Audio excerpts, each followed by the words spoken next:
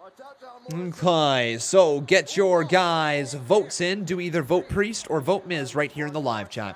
Once again, vote Priest or vote Miz right here. And then we got ourselves a betting thing to do. So it's either going to be Damien Priest again, who is starting to roll against John Morrison. Throws him down. Nice little Falcon Arrow there. And what was funny was Bad Bunny actually did a better Falcon Arrow than Damien Priest at WrestleMania.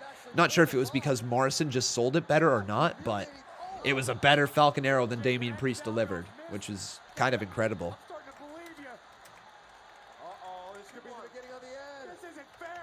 Oh my God, what was that? Into the cover. John Morrison goes off the rope, running Shining Wizard. Knee to the face.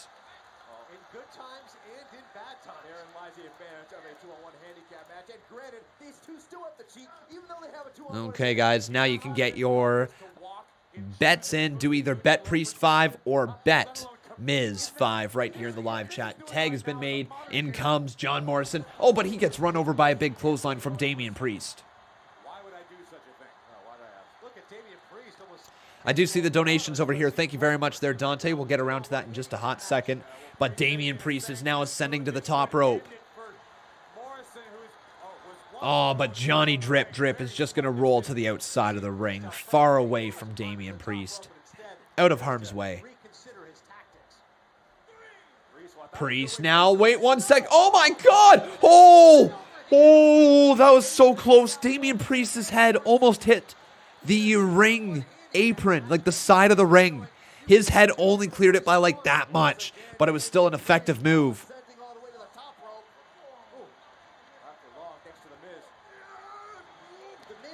Miz gets stomped down there by Damien Priest. Damien going to the top rope, but a right hand from John Morrison stops him in his tracks. Another right hand there from Johnny Drip Drip. Morrison. Wait, oh my God, I think Morrison was going for a Spanish fly on the top rope. Big time counter there, but Priest now drags him off the top rope and then kicks him in the chest. Priest back up again he goes. Damien. Oh, what a spinning heel kick. Holy crap. The athleticism from Priest. Count of 2. Kick out by Morrison. And this thing continues. Good to see all the viewers in here tonight, guys. Thank you for tuning in. If you have not done so, please make sure you leave a like on this video. Let's get this all the way up to 500 likes here tonight. I know we can. Also, making sure you are subscribed to the channel. Would love to see your name pop up over there. And then, of course, if you are brand new and never done so, you can always follow me on Twitter, join our Discord, or drop a little super chat donation. Doesn't matter how much or how little. Thank you guys for checking out all the stuff we got going on here on this channel. Priest now looks for the lights out. Lights out delivered. What a sell from Morrison. No way, Miz from behind. Miz. No, Morrison. Uh-oh. Oh, Maurice saving Miz, though. Wait a second. Priest dragging Miz back, though. Ragdolling the man. Rips his shirt off. Oh, no. No. Miz's pants just got ripped. Roll up for the Miz without his pants on, too. Oh, my God. Miz just cheated.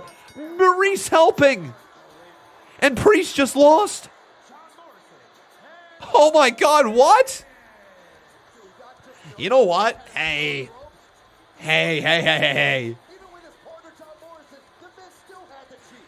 It is what it is, guys.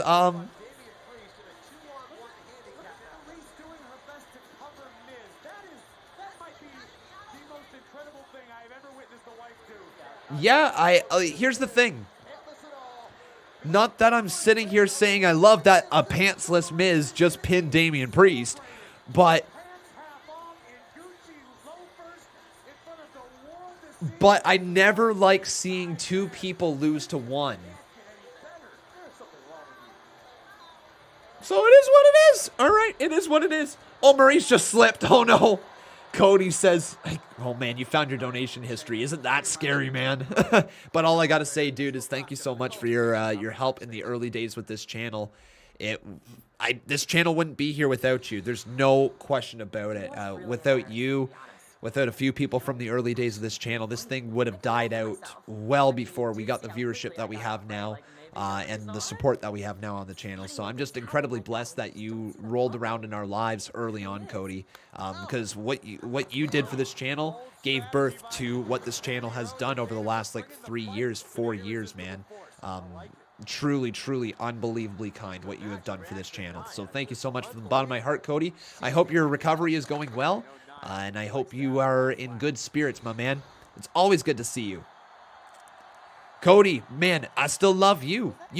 I told you, man. I told you years ago. You could drop $0 more on this channel at all, and I'd still love you. You're my brother, man. I hope you're doing well. I don't know anybody stupid enough to do that.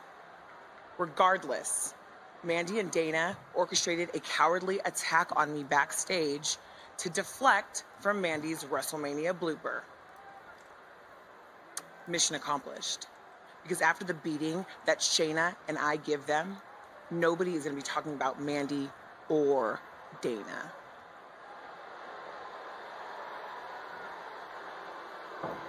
Women's Tag Team Champions take on Rose and Brooke right now. All right, here we go. So, no. Oh, no. Oh, no. No, no, no, no, no, no, no, no, no, no, no, no, no, no, no, no, no, no, no. They friggin' did it. Stop the damn flex. Please be careful there, man. I'd love it if Mandy accidentally slipped, but stop the damn flex. I must say, though, their gear that they're coming out, they're trying to look like a tag team. Inspired by the new movie Nobody, on demand this Friday. Visit uwatch.com for more. All right. Let's get them off the screen. Let's get the winners awarded here.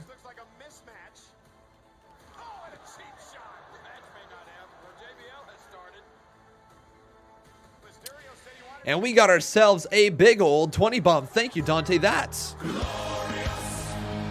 glorious. Until I'm victorious. And I will defend. I will defend. The action is good. The commentary is meh, but so far it's like 6. 5 to 7 out of 10. Commentary. So Dante's not a huge fan of the commentary. So what would you guys say? Is it just because it's his first night? Sure, 100% NHL is fine. But if you add MLB, is it just because it's his first night and you're trying to get used to it, or has it actually not been that good? What do you guys think so far about Adnan? What's his name? Adnan Verk? Adnan Verk, right? Balance your life with Sportsnet now. The new commentary guy. But thank you very much there, Dante. You're the new boss, my man. Wavy chips are way better for dipping. Crispy, airy, tasty poppables. Lay's. So let's close off this poll. He sounds new to wrestling. Okay, he is, I believe. Give him a couple months, couple weeks. Okay. Performance and convenience. Find the Silverado you've always wanted. Right now, during Chevrolet Truck Month, he's different. I'll have to watch some more. Fair enough. He's doing fine, says Anthony Daniel. Cool. He was part of ESPN. All right. Gary says he has no charisma. He's boring to listen to. Give him a little bit of time. All right, my friend. Give him a little bit of time. Play-by-play commentary is hard. It's not easy. It's especially not easy when you're new to it and you're trying to think more so about the words you're saying than rather just allowing the words to flow out of your mouth, right?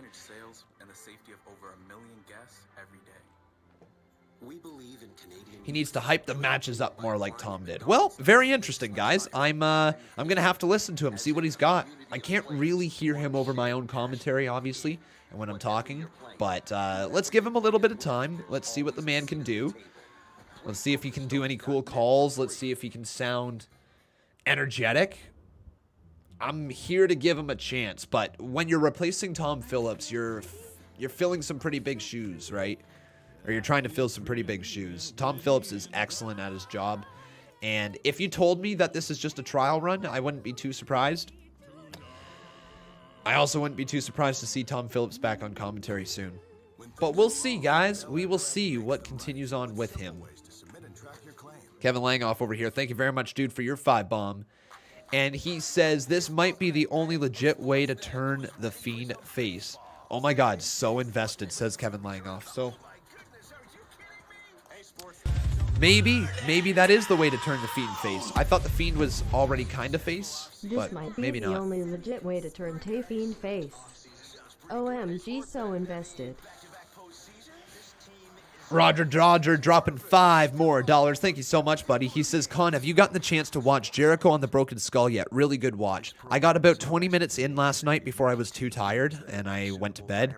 It's been a long week, but my goal is to actually watch it after today's live stream.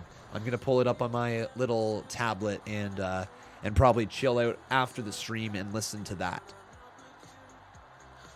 But yeah, I listened to about the first 20 minutes, and hearing Jericho talk so openly about AEW has me excited for the rest of the podcast, because I just think that's such a monumental thing for WWE to allow to be talked about on their network. Just so cool, man. So thank you so much, Roger, for the 5-bomb there, buddy. Stop flexing. Have you gotten to watch Jericho on the Broken Skull yet? Really good watch. Thumbs up. Just stop it. Stop it, Dana. Stop it, Mandy. Just stop it. Just stop it. Not afraid to laugh at herself as we are coming to you from the brand new WWE. Jason Barker, thank you very much, though, dude, for the 2-bomb. He says, let's bring up those likes and subscriptions. Yeah, man. Everybody should listen to Jason with that.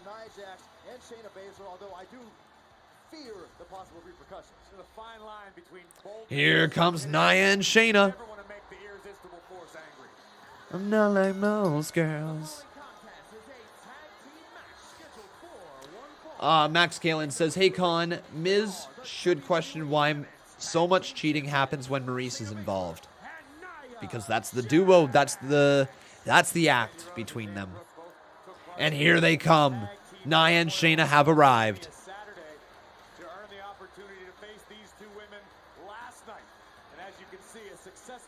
Crazy Gaming next says, I got kicked from your Discord server by a mod. You're not saying who? Well, my man, let me tell you something.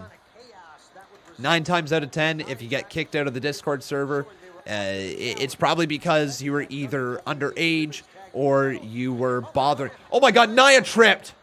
Nia tripped getting in the ring. Oh, no. Nia, oh no. But it's either because you're too young, because you have to be 13 years of older to use the Discord server, or it's because you were causing issues in the Discord server. And if you believe that it was neither of those, I don't know what else to tell you, my friend. I believe that it could be a misunderstanding, but most likely not. You're still here in the live chat, though. I'm not too sure what the reason is, but I'm going to go ahead and take the side of my moderators and say that they had a reason for it.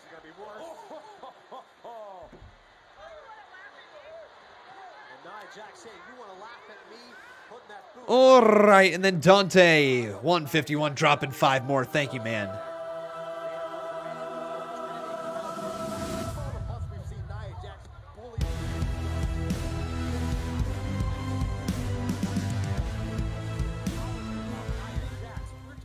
I'm also wearing my new CM Punk t-shirt, and it is awesome. Nice, man. New CM Punk t-shirt. I didn't know he was releasing some new ones. Did you get like an old CM Punk t-shirt? So like it's new to you sort of deal, but like an older design? That'd be pretty dope. A best in the world design, potentially.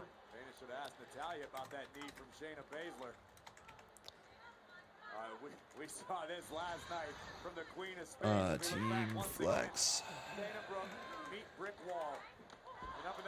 Okay, now you can get your votes in. Do either vote Nia or vote Flex right here in the live chat.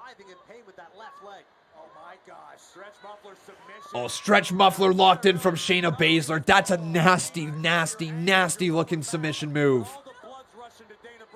Tag has been made, and Nia Jax is now the legal woman in this match. Oh, and Shayna just sends Dana Brooke right into the bottom turnbuckle. Nia with an elbow.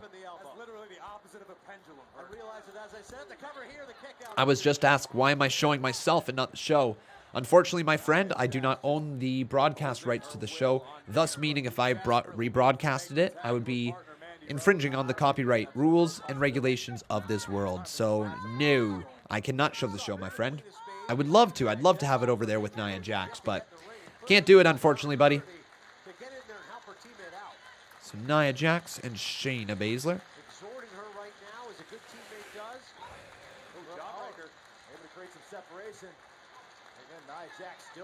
Uh-oh. Mandy Rose watching onwards as Dana Brooke went to fly around, but Dana Brooke lands on her feet. High head kick there and knocks back Nia.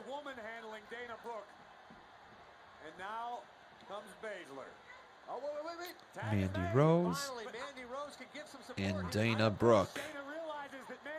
Oh, Mandy, nice missile drop kick. All right, Mandy. All right, Mandy.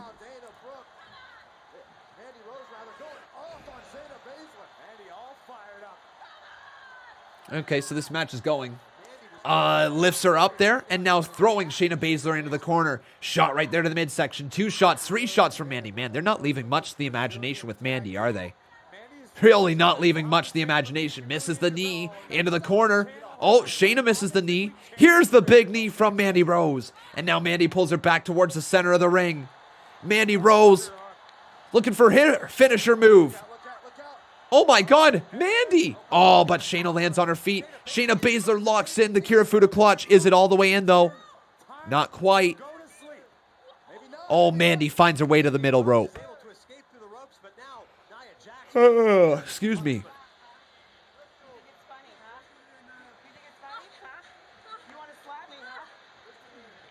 Nia sends her back inside the ring.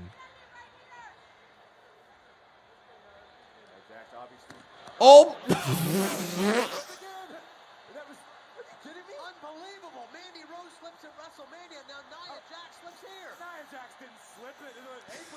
Nia just slipped again. They're really going all in on this one, aren't they?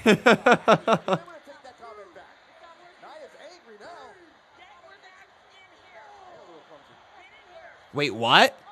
They don't want to fight? They don't want to fight? Why are the baby faces leaving? Hang on, this sucks.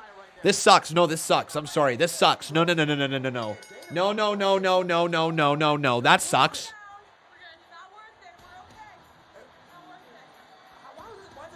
That sucks. No.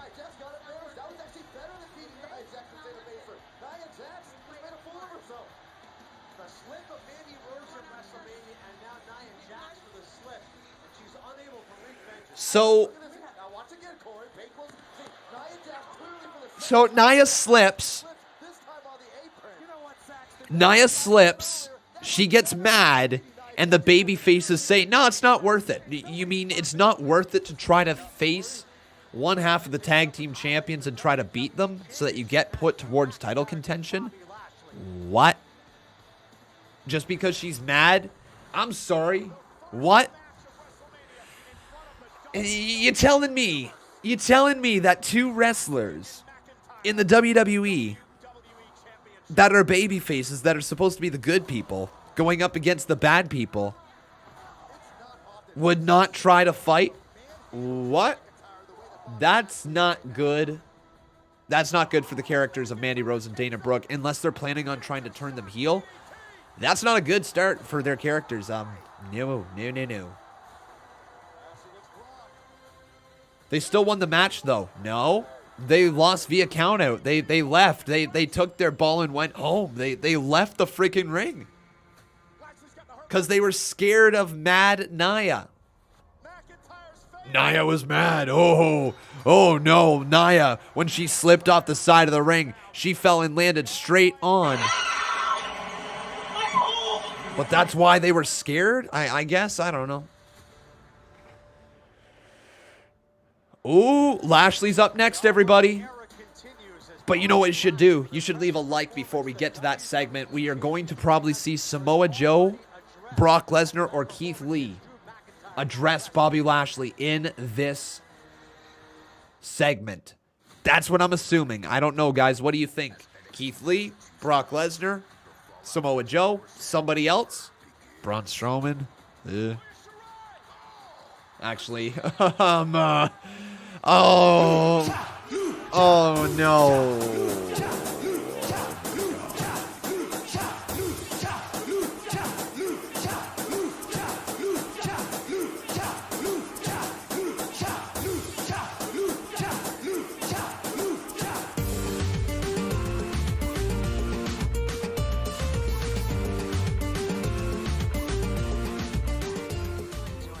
Like, what the frig?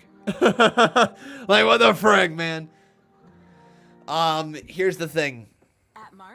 They might actually do Braun Strowman versus Bobby Lashley. So you can get back to enjoying all things simple. They might do Braun Strowman versus Bobby Lashley.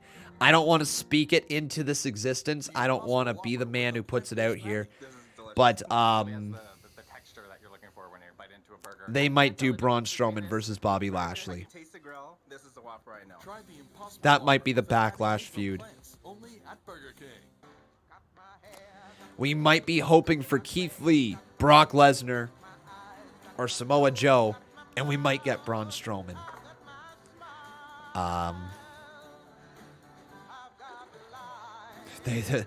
You know Vince. You guys know it. Vince is in the back. He's like, well, goddamn it, pal.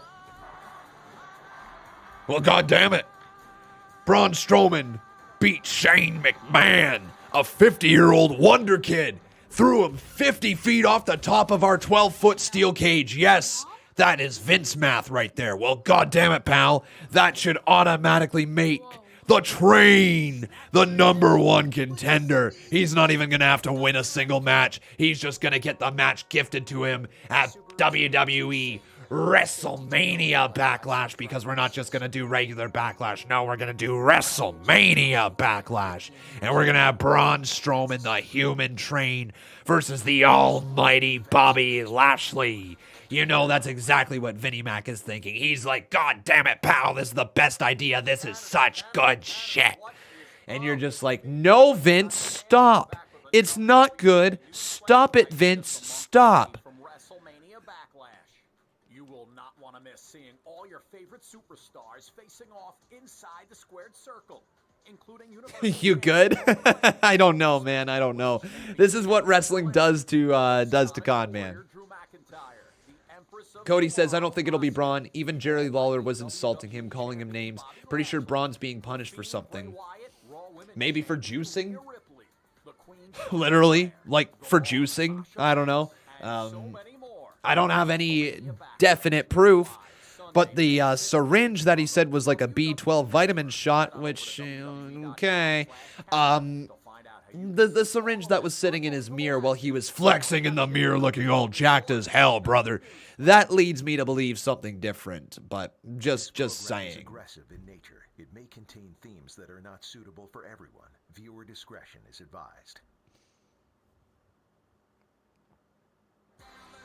With Corey Graves and Byron Saxton on that damn book, we have certainly been through an incredibly challenging time in this. And let's be real, Braun Strowman could break me like a toothpick. The man would be scary as hell to see in real life. No doubt about it. No doubt about it. That dude is a scary individual. But he's still on the juice.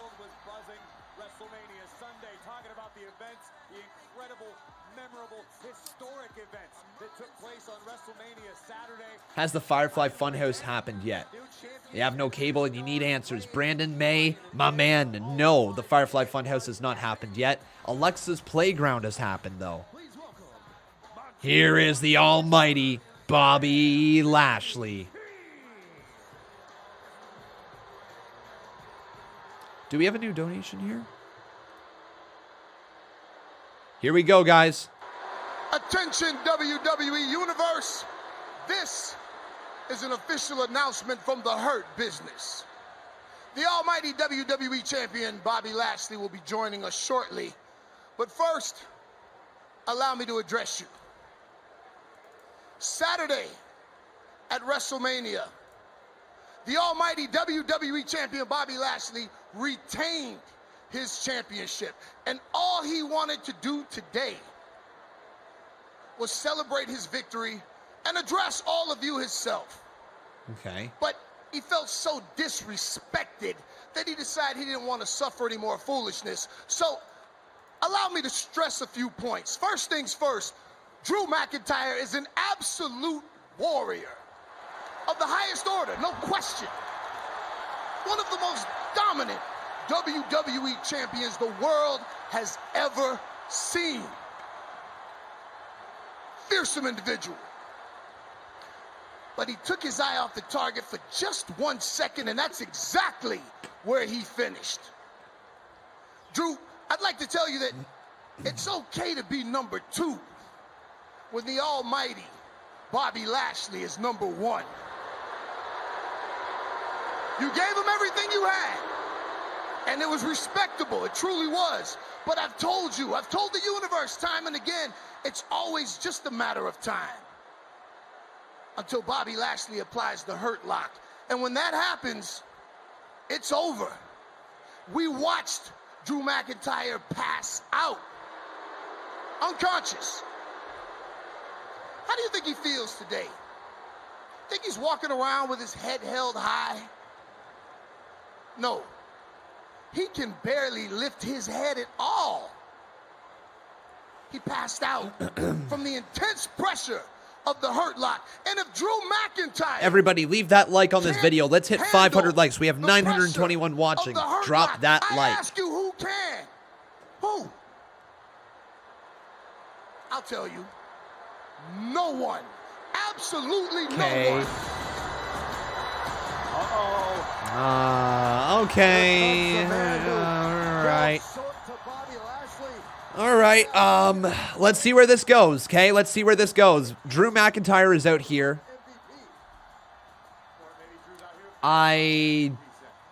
Let's just see where this goes. MVP. How the hell would you know how I feel right now? I think you feel pretty humble, don't you? I knew WrestleMania was going to come down to a few things. Claymore, Hurt Lock, and who makes the first mistake. I'm man enough to admit I made that first mistake when I allowed you to distract me. It cost me the match, but I have no excuses. You're right about the Hurt Lock. Lashley cinches that Hurt Lock in. There's not much you can do about it. I passed out at WrestleMania, and you're feeling pretty good about yourself. Absolutely. You're bragging right now. Absolutely. No humility whatsoever. Let me tell you real quick, there's not a man on this earth that can humble Drew McIntyre. Oh. No, humble's not your style. And Wait. It's working for you. It's working for Bobby Lashley. My goodness, look at you. Top of the world. Humble Drew McIntyre. Who's going to be the man who humbles him? Keep bigging up Lashley. Keep growing that ego. Keep him in the fancy suits, those pretty little sunglasses. You milk that cash cow. Keep making that money. Keep kissing that ass. Ooh. I want his head as big as possible. I want him on the biggest pedestal he can possibly be on, because eventually I'm going to get my rematch. Okay. All right. When I finally connect with that Claymore, I want him to fall as far as possible. And when he hits that ground, he's going to look up at the new WWE champion, Drew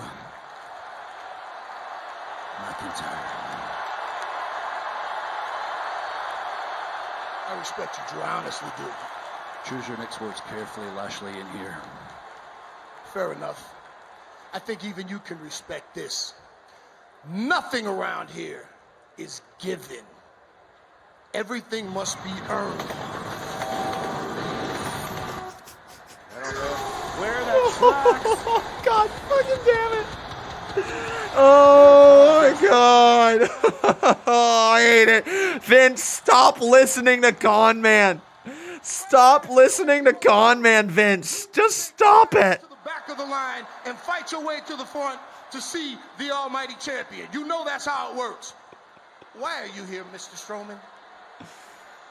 You know, for once in my life, MVP, I gotta agree with you. Drew McIntyre You lost. That means you take your ass to the back of the line. Oh, God, because Braun is going to go to the front of the line. Choo, choo. Inside of that steel cage at WrestleMania. Oh, God, I had that bad feeling. Are they going to do...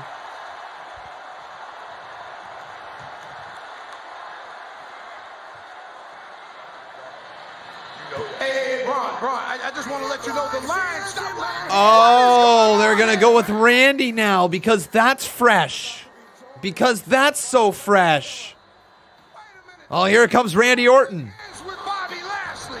What is going on here? The Fiend, Alexa Bliss, they are finished. They are no more. That means no more mind games for yours truly, which also means that I have all the time in the world to focus on what it is I am truly great at, what it is I am the absolute very best at, and that is being the Legend Killer, being the Apex Predator, and being the Viper, but most importantly, being WWE Champion once again. Holy moly. I tell you, Gentlemen, hold on. Guys, gentlemen, please. Gentlemen, please. Oh, here comes Adam Pearce. Okay. Exactly where this is going. Listen, everybody's making excellent points, which actually makes my decision very simple. Randy, Braun, Drew, the three of you will compete tonight in a triple threat match, and the winner will go on to face Bobby Lashley for the WWE Championship at our next pay-per-view, WrestleMania Backlash. That is huge. You can say that again. I love that decision from Adam Pearce, making it official. God. Well then.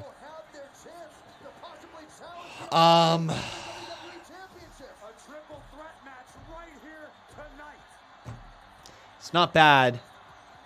But man, I'm sorry. I'm a fan of Drew McIntyre. You guys know this. You know I'm a fan of Drew McIntyre. Could we have picked 3 more dull people to be competing for the WWE Championship? Like, could there be more uninteresting people at the top of the card right now? Randy Orton, we just saw as WWE Champion not long ago. Drew McIntyre, right now, as much as I love Drew, should not be taking a run at the top of the card after losing at WrestleMania. He's done. He should be moving back. Randy Orton, like I just said, it was just the WWE Champion not long ago. And Braun Strowman is freaking boring. I don't have problems with WWE going with the triple threat match. I think the triple threat between Drew, Braun, and Randy sounds fantastic. Why not make that the triple threat for the U.S. title? Oh, all of a sudden Randy Orton versus Sheamus could happen. All of a sudden Drew McIntyre versus Sheamus for the U.S. title could happen. Or Braun Strowman versus Sheamus for the U.S. title could have happened. Then you take a look at who you have at the main event scene, who can take a run at Bobby Lashley at WWE WrestleMania Backlash. Take a risk on somebody. Take a risk on a Ricochet. Take a risk on a Cedric Alexander. Take a risk on a Shelton Benjamin. You've got the story. Take the risks. See what you got available that could be interesting. Don't repeat the same stories. Who else? I don't know who else. You could do Damian Priest, Samoa Joe if he was available. You know, like that would have been awesome. That would have been the match to go with, Samoa Joe. But like, just think outside of the box, right? Literally think outside of the box. Who do you got? Adam Cole, sure. Jeff Hardy. Freaking why not? Why not? Why not? Right? Just anything outside of the box. Keith Lee. Just literally, and you could probably pick anybody there for that slot, except for those 3 men that you're giving this opportunity to. I guess, you know what? Hell, you know what? I will admit, Braun Strowman should probably be in the conversation. If you are backstage right now, if you are backstage and you are a booker for WWE, Braun Strowman should be in the conversation. So if they're doing a triple threat match, I understand Braun Strowman being a part of it. Braun Strowman shouldn't be the man who goes to face Bobby Lashley right now. He shouldn't be, in my opinion. But that's because I'm obviously a little biased against Braun for whatever reason. I am. What about Balor? Sure, why not? Aleister Black. I mean, I think Black is on SmackDown, but I mean, if they really wanted to, they could make that work. Sure. Just literally anybody. What's oh god, what's his name? Shoot, I'm blanking right now. Shoot, what's his name?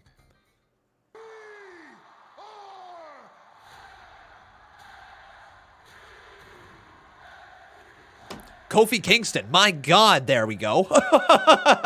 My God, guys. I was like, I'm struggling. I was like really struggling to remember. Kofi Kingston. Why does Kofi Kingston only have to have one run at the WWE Championship? Why not Kofi versus Bobby? Jinder.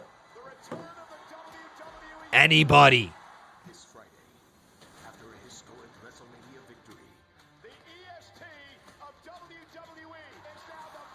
He might not have a chance, but like, you see what I'm saying, guys? That you could think outside of the box and you could try something different that would get people interested in the pay-per-view.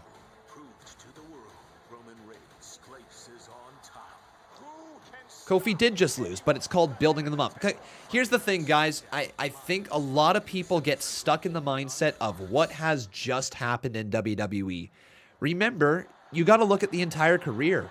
One loss does not dictate where somebody is in their career right now. Anyways, here's Drew and Braun backstage. Shane McMahon is out of that steel cage at WrestleMania. Yeah, I saw what you did. You ripped the cage apart, threw Shane off the top. Big monster. It's not a cage match, buddy. It's a triple threat. Maybe you're attacking me. Randy Orton attacks you from behind. Maybe you're on Randy Orton. You know what happens? Boom! Claymore. Right to the face. There's no rules. Hold on a second. You act like I don't know how a triple threat works. You really trying to insult my intelligence? You saw that worked out for the last guy that thought it was going to be funny. Here's the thing, Drew. I know how bad you want a rematch against Bobby Lashley, but I don't think you understand that you're standing in my way of a WWE Championship opportunity. That means you got a monster-sized ass whooping coming your way.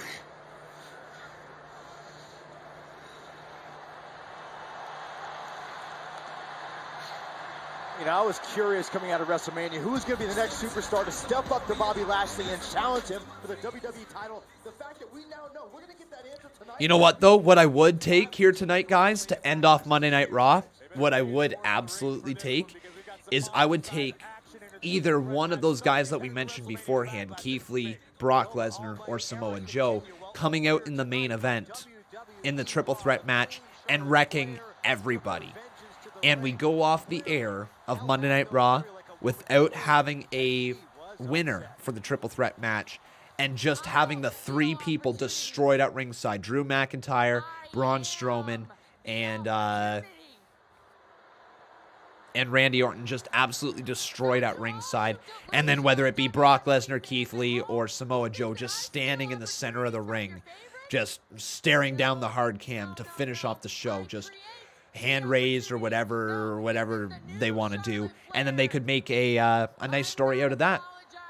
Whoever it may be, making his mark, making everybody known that he wants the WWE Championship. That would be pretty cool. That'd be a really cool way to actually end off the end of the show.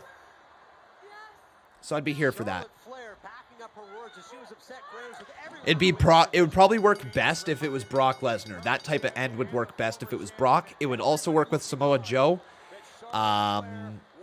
Keith Lee would take a little bit to sell that type of beat down on three big-time superstars. But I think they could make it work if they truly leaned into Keith Lee. I think Samoa Joe and Brock Lesnar would probably do a better job at selling that as being the person beating them down. We do have some donations, so we're going to get around to them, though. So don't worry, guys. We are getting around to them. Ladies and gentlemen, Here's Elias. I want to hear what he's got to say. Then we'll get to the donos. Hello, I am Elias.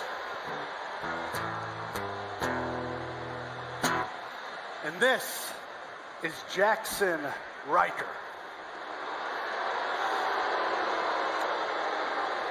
Now, right now, I'd like to take this time to make sure Shane McMahon gets the respect he deserves for his valiant and heroic effort against Braun Strowman at WrestleMania.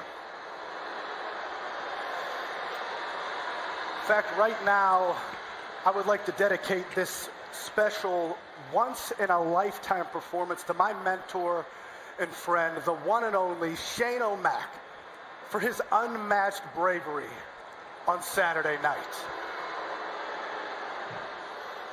Did you hear that? Did you hear that? Let's try that again.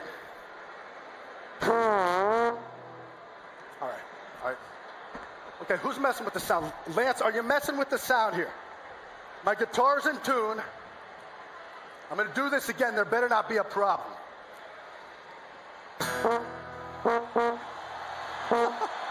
All right. All right, here comes the New Day. All right. Because everybody very clearly strums a guitar like...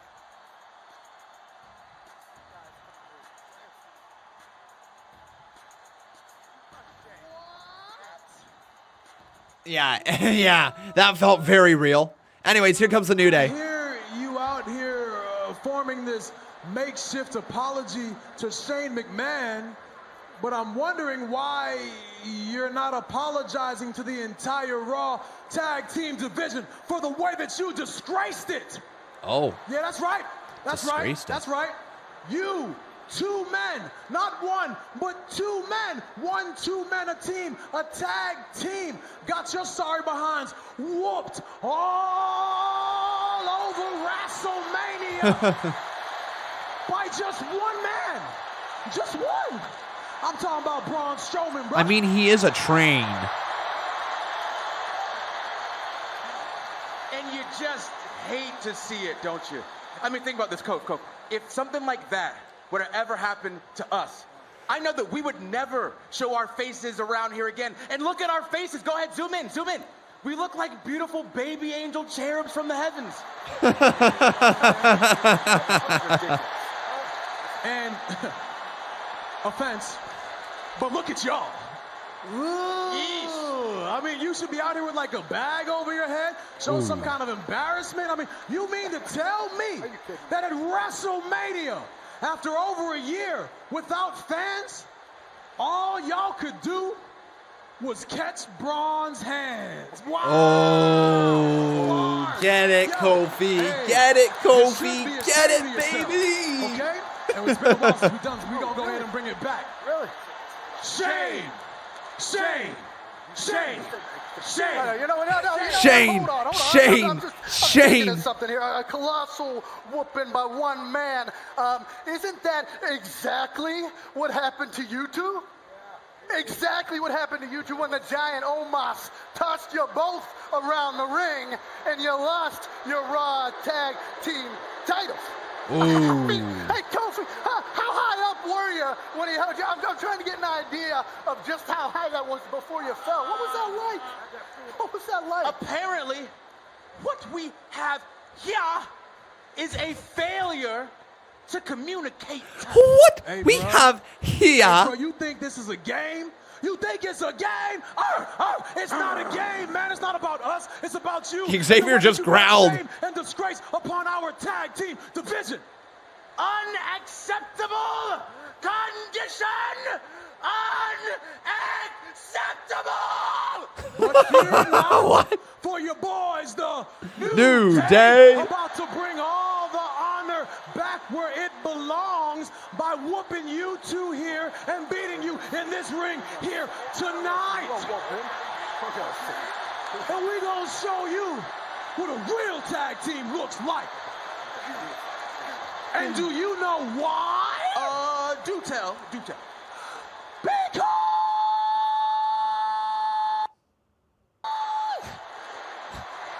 Oh my God. New Day rocks. New Day rocks. Kofi got up there, man.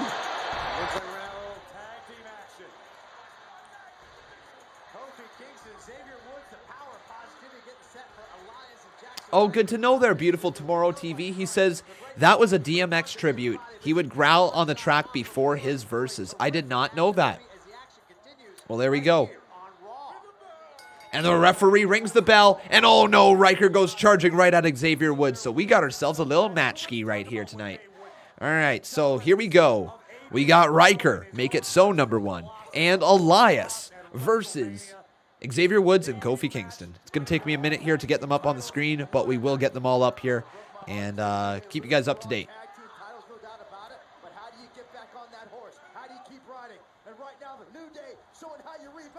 Oh, nice move. Oh, Kofi. Is he okay? Yeah. Okay, Kofi landed hard, but it looks like he's all right. Almost around to donations, guys. Almost around. We just got to get this put up on the screen. So Kofi Kingston. So Kofi. Boom. And they're facing off against Ryker. So Jackson Ryker. Man, guys, I'm loving... I think I've told you guys quite a bit at this point, but I'm loving Star Trek The Next Generation right now. I think I'm almost at the midway point through Season 3. There's Ryker, and there is... And the reason that I keep bringing that up is because Jackson Ryker it sounds like Ryker from The Next Generation. That's why. That's all my mind keeps going to. And Elias...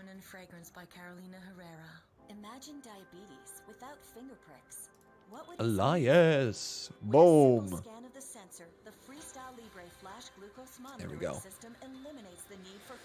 Okay, so now we can get the poll going, and then it's donation time. I know you guys have been waiting patiently, those who have donated. Thank you for your support. So it's either going to be Elias and Ryker.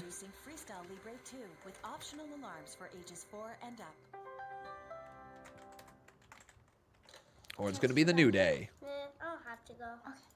Get you guys votes in there, and then we can get your bets in as well. So who will win? It's either going to be Elias and Ryker, or it'll be the New Day.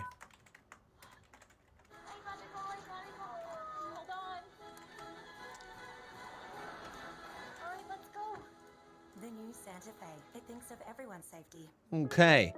And you can get your bets in. So now do either bet Elias 5 or bet Newt 5. And then if you want to do just the voting process, you can do vote Elias or vote New right here in the live chat. Notorious Media asking about the Funhouse episode here today. I think there's supposed to be a Funhouse episode still. I believe so. I might be wrong on that, but I believe we're still supposed to get a Funhouse episode today.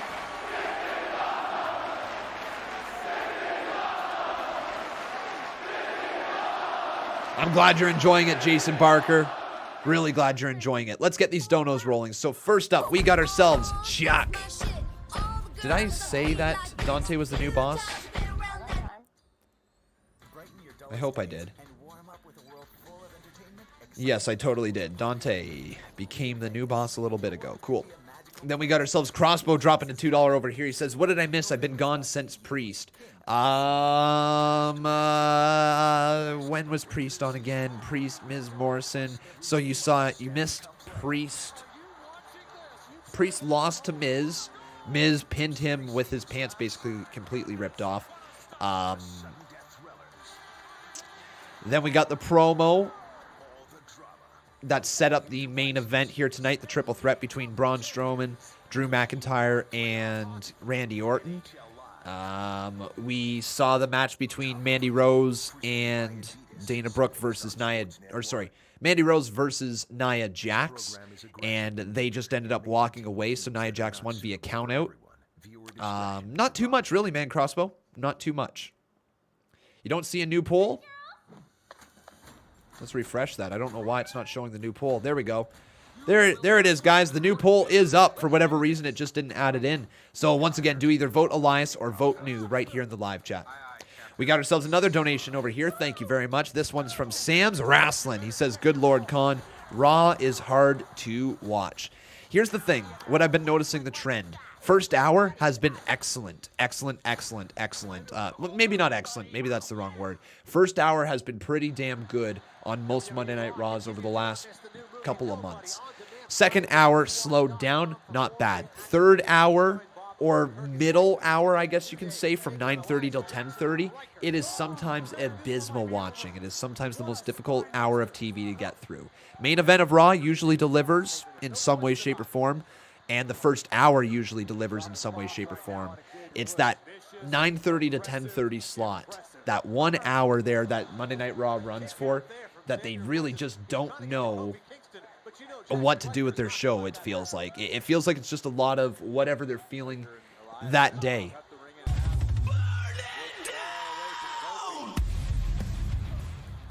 Good Lord, Khan, Raw is hard to watch. But I still don't think tonight's Raw has been all that bad. Hasn't been great, though, either. Okay? The first hour was quite good. Oh, Elias with a little bit of a slam. Didn't get all of it, though. Count of 2 kick out by Xavier Woods. What do you guys think so far about Monday Night Raw? If you had to give it a rating so far, going into the last half hour, what would you give it? We got Roger Dodger over here dropping 5. He says, Con, please pull Vince out from behind your purple curtain and slap him around a bit. Please pull Vince out from behind your purple curtain and slap him around a bit.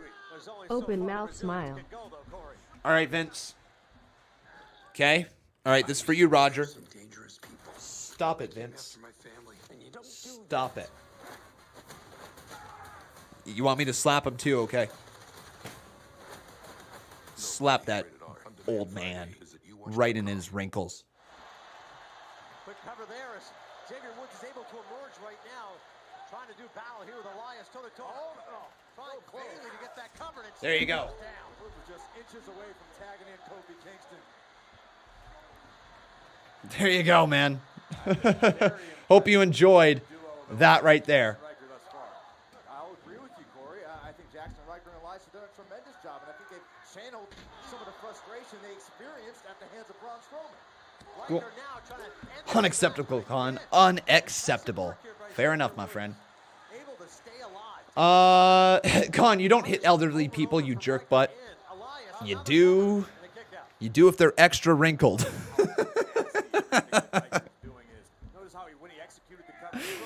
The more wrinkles, the more you're allowed to slap the old person. Oh, no, that's not a law. That's not a thing, guys. Don't be going around slapping old, wrinkly people, okay? Into the cover, count of 2. Kick out there by Xavier Woods. Hey, Roman Reigns, how you doing? Good to see you. After Roger Dodger dropping that 5-bomb. Thank you very much, my friend. We got Kevin Langoff over here. Raw's disappointing tonight, but still better than Star Trek, says Cody. Cody. Have you even watched Star Trek The Next Generation? Like, look, I was in that exact same mindset for the longest period of time. Then I got it recommended to me, and I said, I'm going to take a chance on it. And it's literally become one of my most favorite things I've ever watched. It's so good. No, I'm not mad. But have you watched it? Oh. Con man, there was a pick in the Orton and Fiend promo where there was SEYTAN with a 15 over. Orton has 14 reigns. It could be part of the story. Interesting there, Kevin. You know what, guys? I totally get that. I thought Star Trek was going to be a little bit closer to Star Wars as well. But here's the thing. It's all, without sounding too nerdy, it's a lot more about the exploration of mankind than about Star Wars is about pew, pew, pew, beep, beep, beep, beep, beep, pew, pew, pew, beep, beep, beep. You know what I mean? It's more about the exploration and finding new life in the galaxy. It's cool. I've enjoyed it, man. Really enjoyed it. Count of 2, kick out there by Elias.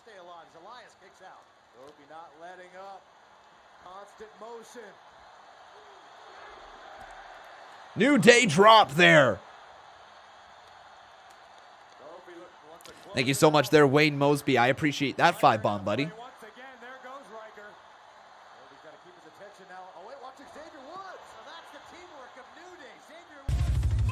Oh, Kofi went for trouble in paradise. Walter. Well, anyways, Cody, my man, it must not be for you. I'm loving it. I've had a great time. Star Trek Next Generation, not the original Star Trek. Anyways, here goes Xavier Woods with a stomp. That might be it. 2. It totally is. Xavier Woods and Kofi Kingston beat Elias and Ryker.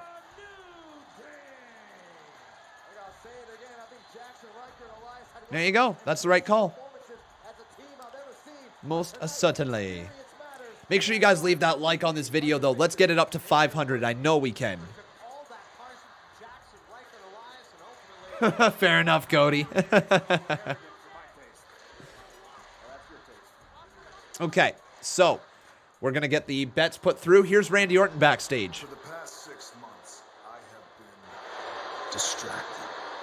But all of that ended last night at WrestleMania. You see, I was distracted by Alexa Bliss. I was distracted by the Fiend.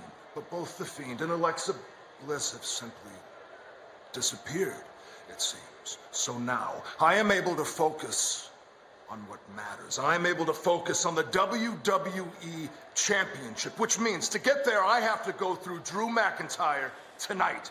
To get there, I have to go through Braun Strowman tonight. But you see, the thing is, I only have to strike once because so I accurate, Cody. to the ring, the 3 most dangerous letters in sports entertainment. So accurate. RKO.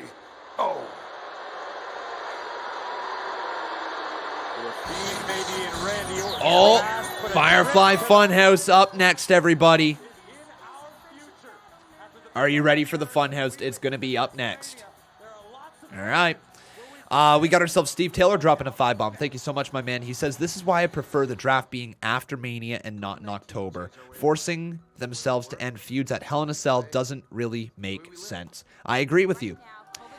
I would say the draft... You know what? Here's an idea. This is actually just off the top of my head, so I'm just thinking this through. So it's an idea. This is why I prefer the draft being after Mania and not in October. Forcing themselves to end feuds at Hayek doesn't really make sense. What I would do if I was WWE, I would somehow label this week as Backlash Week. Label Monday Night Raw as WrestleMania Backlash on Raw or something like that, or something like that, because clearly they want to grasp onto this WrestleMania Backlash, okay? Clearly that's what they're hoping to grab onto. Have that on the Monday Night Raw for the Raw after Mania. Make that your new kind of new show. It's a special event on TV. It's the Backlash of WrestleMania, or WrestleMania Backlash on TV on Monday Night Raw, okay? So you have that on your Monday night show. Throughout that 3-hour event, it is a super show of sorts. You have people from SmackDown, you have people from Raw who show up, and you just kind of culminate the stories that you need to culminate from WrestleMania. Just do that. Just culminate it. Then you move on to the Friday Night SmackDown after WrestleMania, and that Friday Night SmackDown is night 1 of the WWE Draft. Friday Night SmackDown, you draft, then you go all the way to the Monday, and you have night 2 of the draft. Taken care of, no problem. You reset the brands, you reset the storylines, you take place, you get your Backlash event the night after WrestleMania, and then you go from there. You move forward. You maybe build to Money in the Bank, maybe move Money in the Bank just a little bit closer, and allow Money in the Bank to be the new pay-per-view that allows your program to kind of take off with. That's what I think could kind of be an interesting direction to go.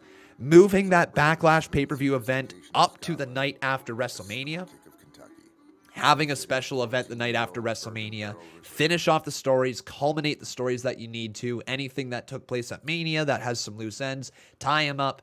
Write your storylines and figure out what your roster is going to be for the next year, starting on the Friday SmackDown and then beginning again on the Monday Night Raw. What do you guys think? Sam's Wrestling says, or just end the brand split. I can't see that being a good thing. We've been down the road before of ending the brand split, and what it does is it forces WWE to put their bigger stars on both shows, and the storylines get diluted as a result. That's not the direction to go. The direction to absolutely go is having separate brands, allowing them to cross over from the very rare time, but when they do cross over, make it a big deal. And yeah, just I think the idea would be that you have to have separate brands, that you have to get some cool moments with those separate brands, and then find the best way to cross them over to create some dream matches, which is what Survivor Series does. So if you restarted at the right after WrestleMania, if you restarted right at the new season of WWE, if you would say, if WrestleMania is the culmination and then you start the next night, you might as well start big. Culminate your show, have a draft, get your roster set the way you would like to for the next year, and go in from there. Contain themes that are not suitable for everyone. Viewer discretion is advised.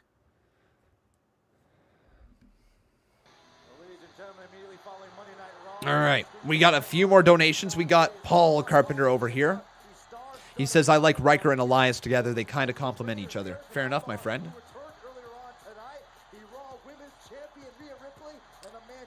Just a little fun fact about me. I'm 52 and been watching wrestling since I was 7. My great-grandmother was a huge Gorgeous George fan when she was younger, and she got me into watching it. That is awesome. Here we go, though, everybody. It's Firefly Fun House.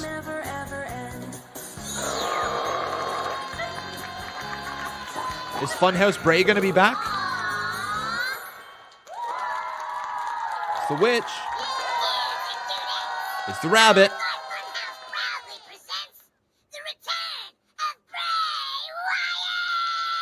Is Bray back? He is! Bray's back! Hey! Bray is back, baby. Hi, Bray. Hello, Fireflies! It feels so good to be back in the fun house! Especially with all of my true friends. I say good riddance. I can't stand that little b****. Whoa. Abby. Come on, Abby. You don't have anything nice to say? Then don't say anything at all. That. Witches be wildin'.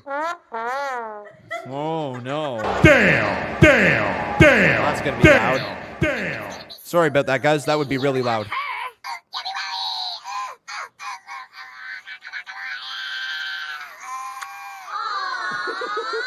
I bet you didn't see that coming. No matter what has happened lately, we still have each other. We will always have each other. As a matter of fact, I feel great. I think this could be a brand new start for all of us. By the way, Wayne Mosby, you are the season. new boss. New Thank you, buddy. And a brand new me. Brand new Bray? In fact, I feel reborn. Yeah, Reborn? I feel Uh-oh. reborn. And I heal you, Huskers. Oh, and I will heal you, Mercy. Yeah, be gone. That's right, ladies and gentlemen. Everything will be fine because he will return. He will return? No more clout chasing. No more clout chasing in this here simulation. The fun house will be big. It will be bad. It will be strong. See ya.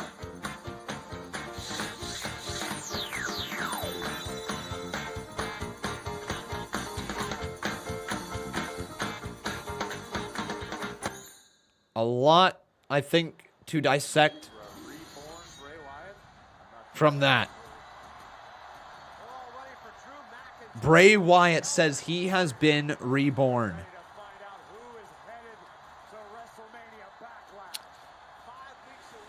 All right.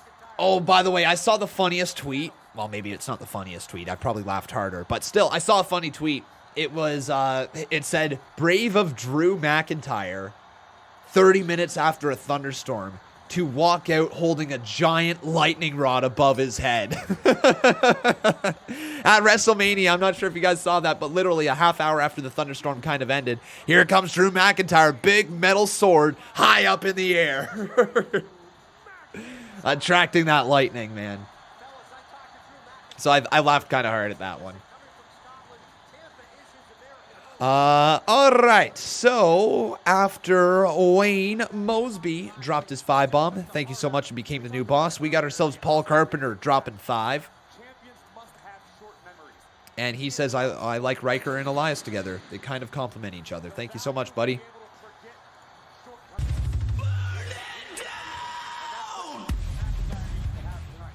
I like Ryker and Elias together. They kind of complement each other. And here comes Braun. Oh, boy. Are you guys excited for Con Mania, though, this Thursday? Con Mania is going down. I recorded, Braun laughing at the sword. Yeah, Braun just laughing at the sword of McIntyre shoved into the ground. Don't know why. But yeah, the CMU Con Mania is going to be this Thursday, guys. It's going to be a lot of fun. I recorded half the matches today. It literally took 2.5 hours of just recording it, and I ran out of time before we're going to go live with Monday Night Raw here tonight, because the second half of the matches were going to take roughly 2.5 hours as well. So I got that to do tomorrow. That's going to make for a busy day tomorrow, but yeah, it is what it is.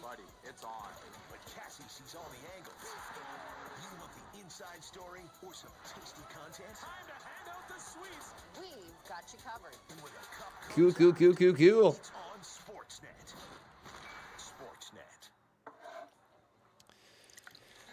Main event should have been Randy Ricochet Hardy. Excuse me, I'd ordered a Pepsi Zero. Sure. Why not? Yeah, sure. Why not? I mean, we'll see what the result is here tonight. We'll see if there's a big angle planned. If it's just a straight up way of getting Drew McIntyre versus Bobby Lashley again, bleh. If it's a way of getting Randy Orton versus Bobby Lashley, probably the less bleh of the three. Braun Strowman versus Bobby Lashley. Good God, no. Please, no. Please, good God, no. Oh, no. All right, I do not want that. With the 2021 Nissan Sentra. Lease one from $233 monthly during the My Choice sales event.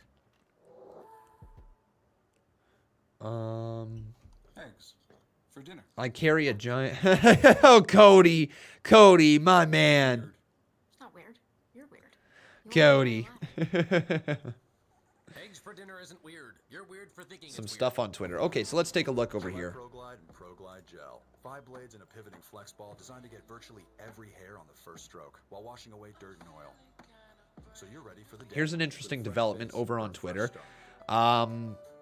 So if you guys missed this, there is a little bit of controversy going around with Roman Reigns, Daniel Bryan, and Edge and the finish of that match. So this right here, Adam Pearce, you can kind of say like the general manager of WWE. He's kind of that man. I'm not sure if he's officially the general manager or what his official role is. But anyways, this says right here, Edge is on Bryan, therefore he is pinning him. Edge is the real Universal Champion. Fix this, Adam Pearce. And he says, interesting take. Then the referee of the match, Charles Robinson, replied to it. He says, 4 shoulders were on the mat. Roman was on top of both and in charge. It's my discretion, and that's the final call.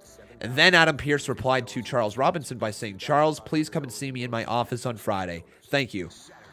And that's all Adam Pearce had to say. So, crazy stuff there, man. Crazy stuff. Ghostface also said, Alexa did say a few weeks ago he will be reborn. Maybe this is what she meant. Potentially. You might be onto something. We got Firat Aslan over here watching me on his laptop and watching Randy Orton on the big screen. That's awesome, dude. Love that you're watching us that way. I love seeing how you guys watch the show and how you sync up your shows with the WWE show that is on the TV. So yeah, it's always awesome to see if you guys ever want to send that stuff over on Twitter. We got Ghostface again on Twitter saying, New Day are getting stale in my opinion. They're just not as entertaining as they used to be. By the way, have we ever gotten Lashley versus Orton? Because if not, that would be a fresh new match, and I think it would be quite good. It's just because I've seen Randy Orton around the WWE Championship quite a bit within the last year, and he didn't really pick up a ton of momentum from the Fiend stuff, so I don't know if it's the right direction, but maybe it would work. I don't believe we've seen Randy versus Bobby. Does that mean Tom Phillips is on SmackDown? I do not believe so. Joe is back on the current superstars of WWE. Interesting. Interesting stuff for Samoa Joe. Oh, what is this also? WWE has added the WrestleMania name to the house show tours in the past. Adding it to Backlash is likely to keep the momentum going. The WrestleMania Revenge Tour. Yeah, but here's the thing. WWE is always slapped on the name of a pay-per-view for live tours. Whether it be the WrestleMania Revenge Tour or the SummerSlam Summer Heat Up Tour or whatever the frig they called. They've always done that with house shows. With pay-per-views, this is something new. Seeing WrestleMania Backlash as the pay-per-view, that is kind of... I get what they're doing. I do get what they're doing. It's to try to continue the momentum and try to draw clicks and try to draw views and all that. But is it the right call? Not too sure. I'm not overly bothered by it, but I don't know if it's the right call sort of deal. It might dilute the name of WrestleMania just a little too much. We got Hayden Andrews, 5678. How you doing, my friend? He says, sup, I am new. Well, it's good to see you, Hayden. Always good to see somebody brand new to the channel. Hopefully you're enjoying your time here. Hopefully you're enjoying chatting along with people here in the live chat. And hopefully you're enjoying Monday Night Raw. And even if you're not, well, hopefully you're having a wonderful night yourself. But here comes Randy. The king of kings.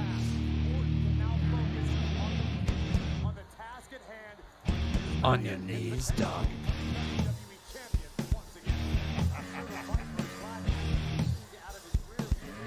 All hail. Bow down to the king. Sup, I am new.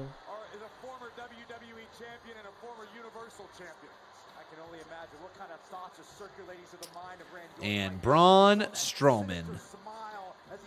There we go. Thank you, JD Miller. I appreciate that, buddy.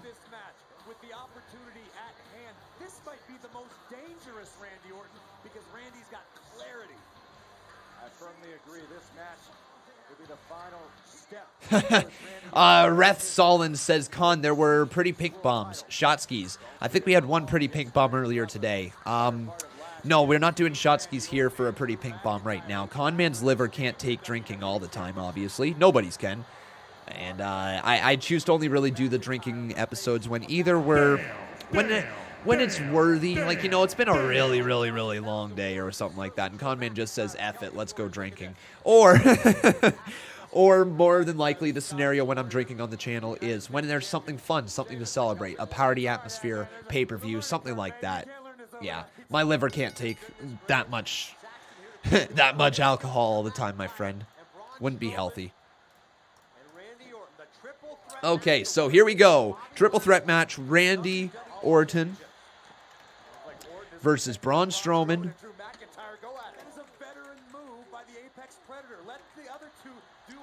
Versus Drew McIntyre. Okay, get your votes in for who do you think will win. Do either vote Orton, vote Braun, or vote Drew, and we're going to get the bets going as well for who will win.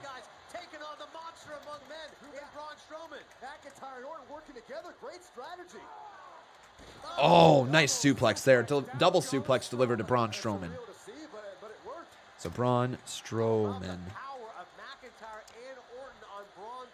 People asking who's going to be the cover athlete for WWE 2K22. Could be Drew McIntyre. They might go Rey Mysterio. They might do Rey. I think they really want to try to drive sales this year, and Rey Mysterio with the mask is a very, very recognizable person. They might do Rey Mysterio. Oh. Oh! Drew just drove the steel steps right into the face, and then Randy Orton drops Drew right over the announce table. That looked like that hurt, man.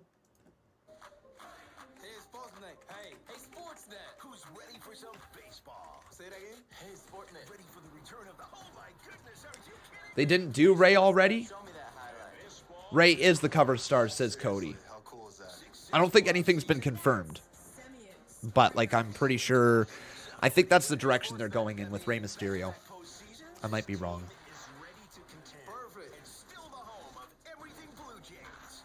I thought they were just hyping him up, and they posting on their Twitter accounts asking who it should be. They could be. It might just be them hyping up Rey Mysterio. But something tells me that... I don't know who else you put on the cover. Like, it's either Drew or it's Ray. And maybe Roman. Maybe they do Roman. Maybe they do multiple people. Maybe that's what they do.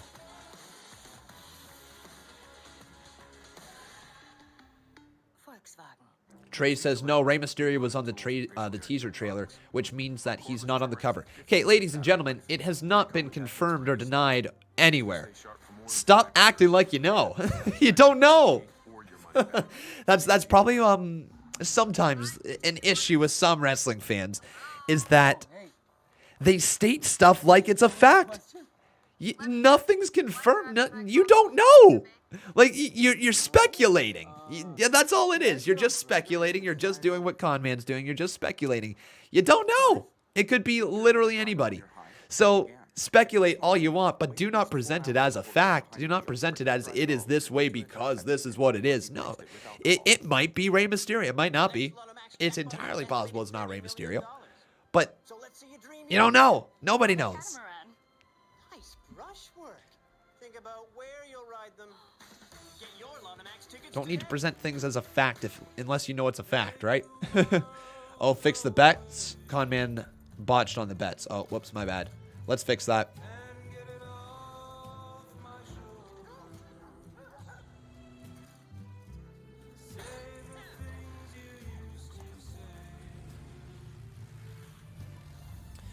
Thought we would have gotten at least one NXT call-up. Maybe next week. Yeah, maybe. Maybe. I don't know. We got the Viking Raiders returning. We got Charlotte returning. We got something with Alexa there. We'll see. Some things were made for each other. KG Nemo, how you doing, my friend? Good to see you. He says, your music background gets me all the time. I'd be like, yo, Seth is here. Triple H is coming out? LOL. That's funny, dude. That's funny. Wait a second. KG Nemo. Dear goodness. Who is it? Oh my God. It's from Friday Night SmackDown. It's Daddy Rollins. No, I'm just kidding. It's just the $5 donation. But thank you very much for your support.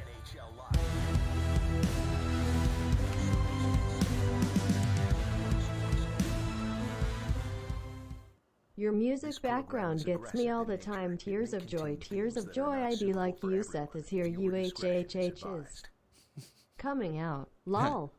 That's funny. Robbie says, I'm pretty certain that Lucha House Party will be the cover of 2K22. If that is the case, I will...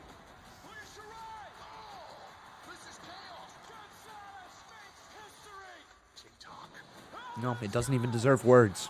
Doesn't even deserve words. I will not even give them the time of day.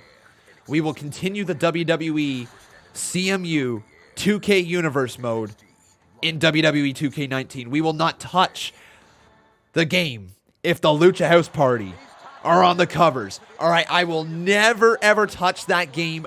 Never, ever, ever. Conman will boycott the ever-loving crap out of WWE 2K22 if the Lucha House Party is on the freaking cover. I will boycott them. I will boycott them.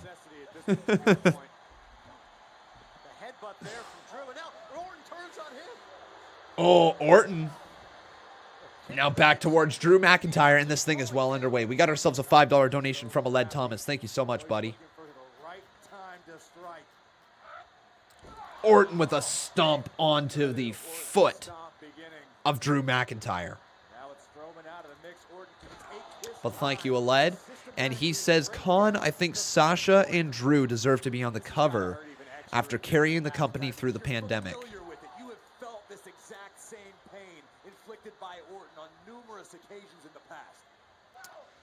Yeah, The Sasha one, I'm not sure if I can say Sasha has carried the company through the pandemic. Bayley was a giant part in the first half of the pandemic. Sasha continued the momentum that Bayley brought, I think is the better way to put it. But yeah, I'm not against Sasha and Drew. Sasha and Drew deserve to be on the cover after carrying the company through. Oh, Braun back in the ring, and there's the train with just a big boot to the side of the head. And here comes Braun again, clubbing blow delivered to Randy Orton. Braun into the corner sidestep there. Oh, what a botch. There's a lot of botches here tonight. Didn't seem to have the total excellence of execution, but it did make an impact. As McIntyre is taking his talents outside the ring. Oh, Orton, though, sweeps the legs out from underneath of Drew McIntyre, and he hits pretty hard. Remember, guys, we would love to hit 500 likes here tonight, so make sure you drop that like on this video. Roger Dodger dropping another 5. Thank you so much for the support here tonight, buddy. I truly appreciate it. He says, you're the best, Con. Thanks for all you do with the great content. I'm glad I'm able to entertain you guys. At the end of the day, that's all I want to do. Oh, big chop again, though, from Drew McIntyre. Orton and McIntyre, longtime rivals, renewed tonight because the stakes are high. They certainly are. As the winner wants Interesting. That's actually a really interesting storyline right here. So, I'm not sure if I'm able to pronounce your name, but Akshay Taigai, something like that, says it's quite clear Bobby will retain until Brock takes it from him at SummerSlam, which sets up Roman versus Brock at Survivor Series. And at Survivor Series, Paul will betray Brock, which will set up babyface Lesnar versus heel Roman at WrestleMania. Interesting. Don't know if that's the direction they're going, but I like the idea of Brock Lesnar taking it from Bobby Lashley at SummerSlam. I do. Oh, Braun just ran him over. with that running shoulder tackle. Strowman just undid whatever strategy Orton was cooking up. Well, right now, Strowman will benefit from Randy Orton's strategy to take out Drew McIntyre, because now Strowman can have his way with Randy Orton. Oh my goodness. Steve says, I don't know if I like the taste of Brock beating Bobby, but maybe. Fair enough. Oh, now Braun Strowman. He's mad, man. Oh, yeah, Braun does have a little bit of a black eye, doesn't he? Oh, clubbing blow across Randy Orton's chest.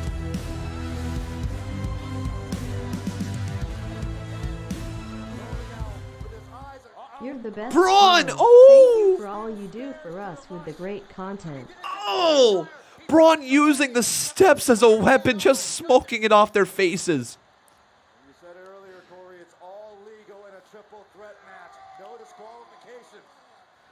Are they setting up the train noises? Is unleashing his fury after what he did to Shane McMahon. This my shit. All the girls don't feel like this. Few times been around that. Bruce, look at that Bruce bomb. How you doing there, Bruce? Hello, Bruce. Oh, but there's Viper Randy Orton with a kick right to the chest of Braun Strowman. Now bringing him back. Thank you so much there, Bruce. That's incredibly kind of you, buddy. But there's a DDT delivered from Orton to the face head area of Braun Strowman. Where else is a DDT delivered to? I appreciate that. So, oh, frick, it's a freaking lucha. Bruce, every time, man. Every freaking time. Uh-oh. Orton, though, looking for the finish of this match. We're going to have to roll the damn lucha bomb. My God, thank you, Bruce, but screw you, Bruce. Randy looking to line up the RKO. Randy, RKO! Oh, no way. Randy to the cover. Claymore delivered from McIntyre to Randy Orton. 2. Oh my God, it's over. Drew McIntyre versus Bobby Lashley. Again, as Conman dances to freaking lucha, it's over. That's probably the blandest result they could have went with. Wow, so Drew wins. Okay.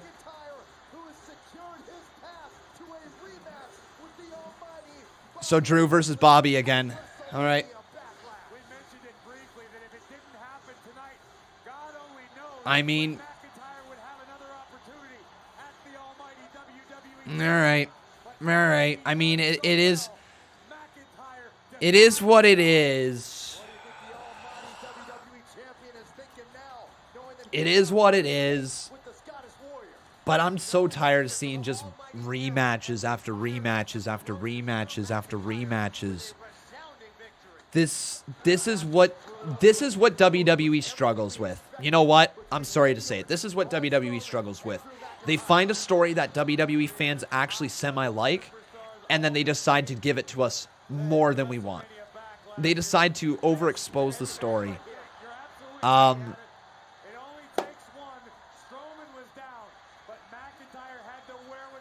That's just, man. Like, I love Drew. You guys know it. I love Drew. I'm not trying to turn on the man. But there's different ways that you can make your show captivating than giving us the same main event month after month after month. Because here's the thing that we struggle with. It's not just the one pay-per-view that they're building to. It's all the shows before that. It's all the shows that continue the storyline. And it just feels like it takes forever to get to the next storyline. Here comes MVP, though. MVP. What? What the hell? Oh my God, what? Are you kidding me? No! What? T-Bar and Mace? Are T-Bar and Mace? No. No way. Are T-Bar and Mace with MVP?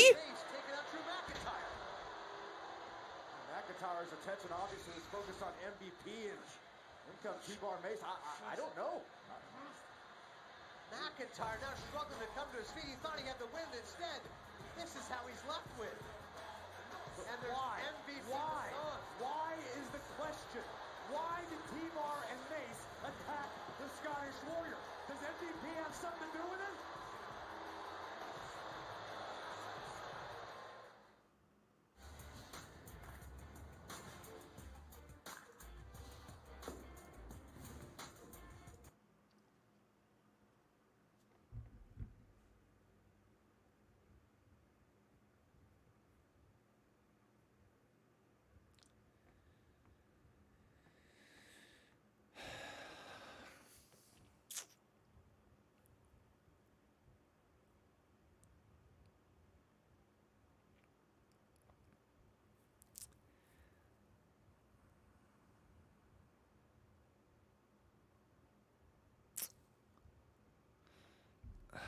So that's our Raw after Mania, eh? That's our Raw after Mania. That's the start of the new stories. That's the start of the new direction. A rematch between Bobby Lashley and Drew McIntyre. Then T-Bar and Mace. The one group that stood up to the Hurt Business, the one group that stood up to Retribution was the Hurt Business. The one group that truly stood up to them. And now they're going to partner with them. All right.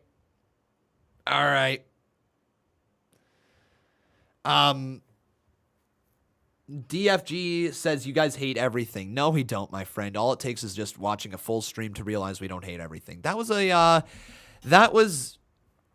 different to say the least. I'm really trying to figure out what I could like about it. I'm not trying to give this a negative vibe, okay, guys? I'm legitimately trying to think what I like, if there is anything from it. So I guess at the bare minimum, if we're talking about storyline wise, Retribution was beat down by the Hurt Business. They feuded with them for a little bit. And maybe they gained respect for the Hurt Business as a result, ever since Cedric and Shelton left in maybe some way, shape, or form. I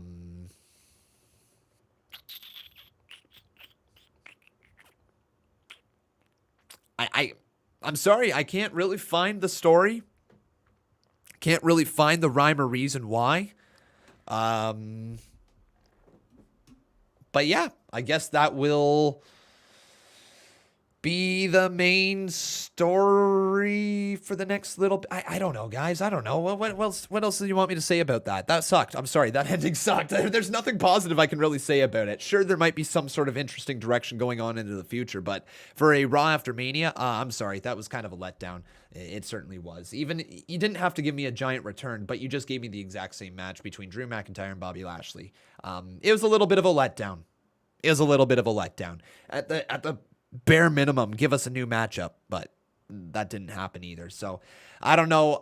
What's your guys' rating on the show here tonight? I gotta look.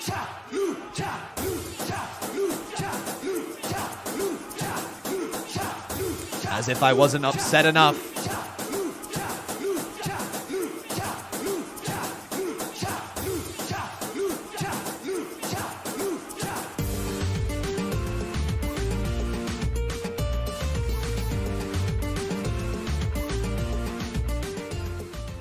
All right. So here tonight, guys, we saw the Viking Raiders return. We saw Charlotte Flair cut a dope promo and Alexa Bliss kind of turn on the Fiend, I guess a little bit. That's really all there was of note from today's episode. The unfortunate stuff with Bray Wyatt didn't really, they didn't really tell us anything more. Other than that he's that he's been reborn. That's literally the only tidbit of information that we got with that. So, interesting night to say the least. Forgot about Maurice's return? Sure, if you want to say that's a big moment, sure. Happy to see Maurice again, but I mean, I would not say that was a monumental moment by any means necessary or any means at all, but that's my own personal take. I guess it was semi-good to see Maurice, but it didn't pop me that much. We got a couple donations over here before we leave, my friends. My final rating on the show here tonight is a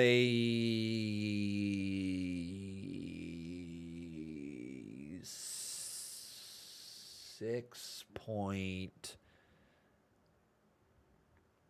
Does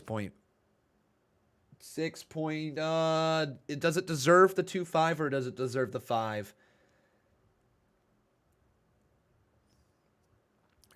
6.25.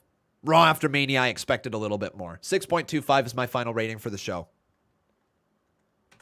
6.25. And the reason saying is because literally, pop for Charlotte, pop for Alexa, pop for the Viking Raiders. There's a few things that entertained me. Bobby Lashley versus Riddle was good. Yeah.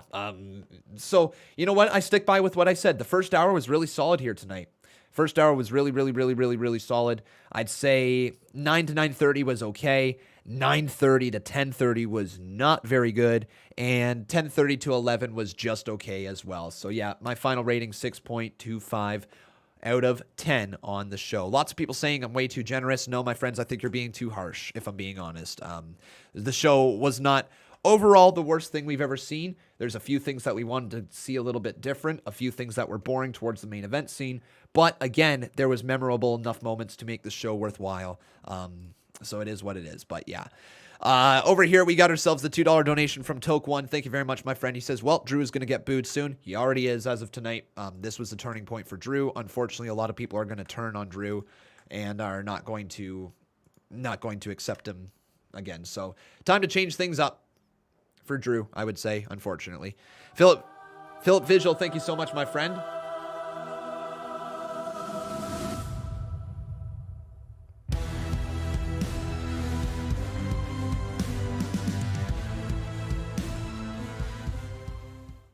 Bringing it back, rolling on the floor, laughing, rolling on the floor, laughing, rolling on the floor, laughing, rolling on the floor, laughing, rolling on the floor, laughing, rolling on the floor, laughing. Also, didn't they just feud with MVP? Yeah, they did. And then we got ourselves Paul Carpenter. Thank you so much, my man. He says it could be a hired hit, that's all. Could be. Could be. It could be a hired hit, that's all. Yeah, so guys, I totally understand your disappointment, okay? I do. We were kind of, maybe it's because we overhyped it in our brains or whatever. But I get where you're coming from. I get the disappointment. However, you have to be able to take a look at it as just the show as it was. And just the show as it was is not as bad as a lot of people's disappointment are leading them to believe. Was it a great show? No. Have I seen a lot better episodes of Monday Night Raw? Yes. At the base of it, though, I thought tonight it did what it did. I don't know how else to put it. It did what it did. I think the first hour was actually a really good show. If it was just a 2-hour show, I think we'd be saying a lot different things about it. But it was 3 hours, and an hour of it really, really dragged on. 9:30 to 10:30 was not the best work from WWE. You could even say 9 to 10:30 was not their best work. But yeah, guys, that's going to do it for us here today. Thank you so very much for watching along. On your way out, do make sure you leave a like on this video. Also making sure you are subscribed to the channel. I believe that'll be it. I don't believe... am I uploading any reactions? Probably not. I'm probably done here tonight. Yeah, let's take a little break from tonight. Yeah, so we're going to be done with the channel for the evening. Thank you guys so very much for watching. I hope you guys once again had a wonderful night. One more time on your way out, make sure you leave that like. Make sure you're subscribed as always. Come join our Discord server. It's available down in the description below. And of course, follow me on Twitter at Conman167. That's it for me, everybody. Take care. Have yourself a wonderful night. We'll be back tomorrow with WrestleMania 17 at 1:30 p.m. Eastern Standard Time and NXT tomorrow night at 8 p.m. for the very first edition of Tuesday Night NXT. Can't wait to see you guys, but until then, I've been Con, and that was Monday Night Raw.